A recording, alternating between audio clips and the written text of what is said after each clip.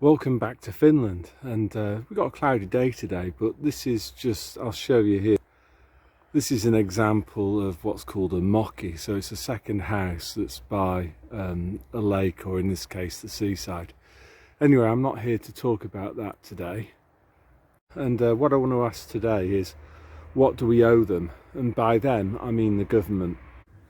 In the Bible there are several accounts of Jesus answering exactly that question.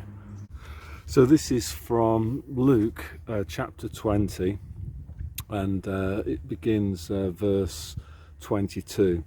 So in this part of the Bible, it's basically describing Jesus's last few days on earth before he was crucified, and he'd upset the Pharisees by basically telling them that they were going to kill the Son of Man. Anyway, so the Pharisees are trying to trick Jesus about the state, about the role of the state in the Roman Empire, and I think whether there's the requirement to pay taxes. So verse 22 says, "Is it lawful for us to give tribute unto Caesar or no?" So tribute, I think he means taxes. But Jesus perceived their craftiness, and said unto them, "Why tempt ye me? Show me a penny, whose image and superscription hath it?" They answered and said, "Caesar's." And he said unto them, "Render therefore unto Caesar the things which be Caesar's, and unto God the things which be God's." So I used to be a teacher, and whenever this part of the Bible came up, it was always presented under the kind of message that Jesus says pay your taxes, and I'm not sure about that at all. I don't think this scripture actually means that. So this begs the question, what actually belongs to the state? What are your responsibilities to the state, and how do those compare to your responsibilities towards God? And when push comes to shove, what should you give priority over? So what do you owe the state? I would say very little, especially in the current time when the government is taxing people more and more and giving back less and less. A good example of this is the myth that big government helps the poor. It doesn't at all. Let's take an example of housing benefit. A lot of people think, let me explain what that is first, actually, for those of you who aren't in the UK. Housing benefit is paid to people who are either in work or out of work, who are on a low income, and they can't afford to pay for their rent in a private house that they're renting from a private landlord. So a lot of people say, oh well, this is really important, it helps poor people, without this they'd be homeless. I would say that if you really believe that, you're exceptionally dumb, and the reasons for that are as follows. So firstly, just follow the money. So when the government pays housing benefit to tenants, does the money end up in the tenant's pocket? Well, I guess you could say, well, for a few seconds it does, but it's then very quickly passed on to a buy-to-let landlord, and most of those buy-to-let landlords are pretty rich people. So even if we just stop the analysis at that point, there would be a fail on the part of the premise that that government intervention helps the poor. See, what actually happens is that the buy-to-let landlord will have bought their house using a mortgage, and a very high percentage of the rent that they receive will be paid straight away in mortgage interest to the bankers. So if you actually follow the money, I'll just take my glasses off, it's a bit steamy here. If you actually follow the money, people like me, who was just an ordinary teacher, you know, paying 40% marginal rate of tax, another 10% national insurance, another 20% VAT, and then on some things, you know, some more on top in the form of excise duty, my taxes were being taken from me, and distributed to rich bankers, if you actually follow the money chain, yeah?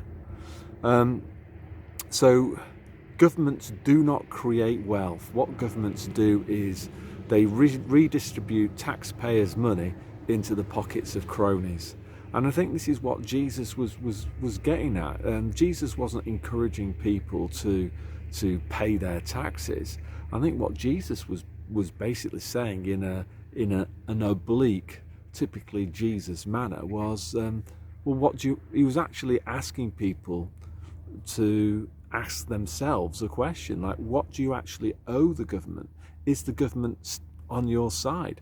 And if you think about all the things that have happened over the last 2 years with Divic 91, with your soaring electricity bills because the government has decided to prop up the Azov battalion, with their interesting insignia, let's say that, to keep it YouTube friendly. And as a consequence of that, you're now looking at £5,000 in the winter for your kind of heating and electricity costs. It's probably going to be more than that. And you're looking at your wages being hyperinflated away. Is the government still your friend? What do you actually owe these people? I would say you owe them very, very little.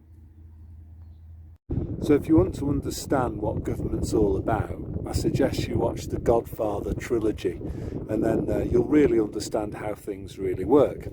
For example, the politicians that are supposedly governors are just frontmen. They're just puppets for the crime families who appoint those puppet politicians. So what do you owe to Caesar? My answer would be, well, quoting the words of Bros, nothing. I owe you nothing. Nothing at all. In contrast, what do you owe God? I would say everything. We were made in God's image. And the main thing that God asks us to do is to live a good life, and to the most important thing that Jesus said was to love one another and try to obey the Ten Commandments. That's what we're supposed to do here, and pursue wisdom and look for happiness in people, not in stuff. What Rastafarians, I guess, would say, ignore Babylon, materialism.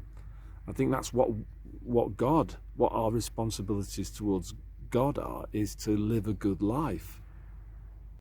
I guess the other thing as well is it's summed up in the Lord's Prayer, isn't it? The line, lead us not into temptation, lead us away from Babylon and lead us towards truth and love. So are you here to serve God, or are you here to serve the state? So what am I suggesting? Well, I think the first thing is just peaceful non-compliance. We need to withdraw our consent because the government isn't acting in our interests. It's effectively, many governments declared war against their own citizens in March 2020. And we must stop complying with evil, which is what the state is propagating evil. So if you align yourself with the state, you're part of this this emerging beast system. So that's the first thing that we can do, is peaceful non-compliance. And I stress peaceful because these people work on a Hegelian dialectic of problem, reaction, solution. And they've been printing money like Billy-O to create this cost of living crisis, because they expect you to go out and riot. They expect violence to occur. And what we must do is not supply that violence. So the last thing that we should do is to respond to the situation that they've created using violence, because that's exactly what they want. They'll use that violence as justification for bringing in all sorts of new police powers, and that will move them closer to what they want, which is this digital prison police state. I think the other thing that we can do is start to construct our own system. So home education is a good one. Another one would be to help neighbours. So rather than having to hire somebody in and pay somebody to cut the grass in their back garden, volunteer to do that free of charge. That will be good, because it will deprive this beast system of taxation. And for me personally, I'm doing everything that I can to minimise the amount of taxation that I pay, not through any fancy tax avoidance or even tax evasion, but just by simply trying to get by on just my teacher's pension and not doing any paid work, because as soon as I do paid work, I'm then going to be liable for taxes, and I don't want to feed the beast. That's the mentality that I think we have to have, is to stop feeding this beast system, refuse to go along with the demands of the state and these corrupt politicians, the puppets in charge. I think the other things that we can do is, a part of non-compliance really, is to stop watching stupid mainstream TV, especially then their fake news bulletins, and reading their propaganda newspapers. That would also be good, because we shouldn't consume any of their output at all, and instead what we should do is develop our own content, which has actually been a really positive development over the last 15-20 years. So I guess the other thing that I'm trying to say here is that we need to tell them through our actions that we don't need them. We don't need them. We don't need their systems.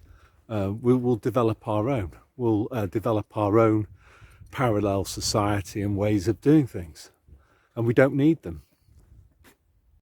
I think also another thing we can do is just ignore their advice, especially when the like health advice, all their dietary advice. We now know it's completely wrong. Avoid consuming their products.